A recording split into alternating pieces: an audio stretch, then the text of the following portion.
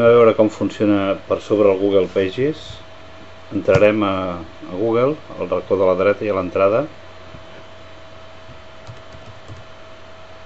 Ens identifiquem.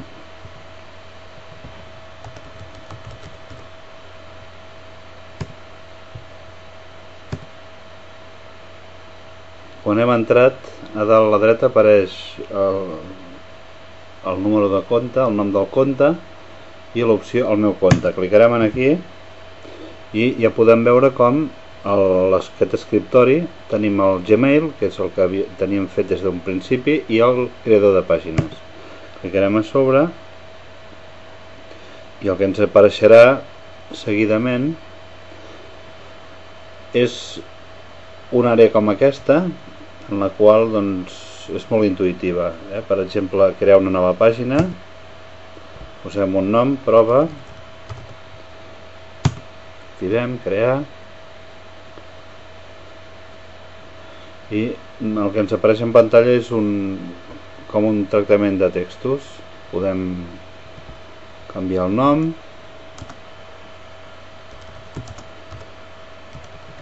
afegir informació a les diferents caixes de text que hi ha. A l'esquerra tenim per afegir imatges, per afegir enllaços, negretes, cursives i tots els elements propis d'un tractament de textos. Important és aquí a la dreta el Change Look i el Change Layout.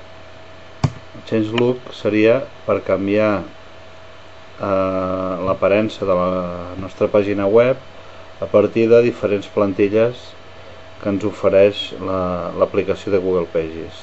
Per exemple, triarem aquesta. Hi ha l'opció de preview, de veure si és que hi teníem informació, a veure com queda abans d'acceptar el canvi.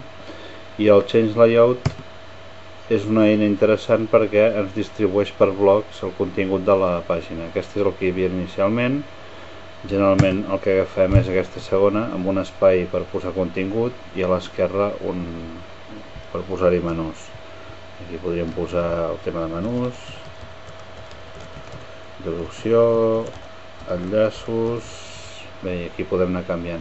Important a l'hora d'acabar fer el preview, que ens ensenyaria com quedaria els canvis que hem fet, sobretot el publish. I quedar-nos amb l'adreça. Ja està, ja s'ha activat el publish, el view live. Això és una mica com quedarà. Aquesta és l'adreça de la pàgina que hem creat i bé, doncs sempre la podem editar i afegir el que calgui des de l'àrea de Google.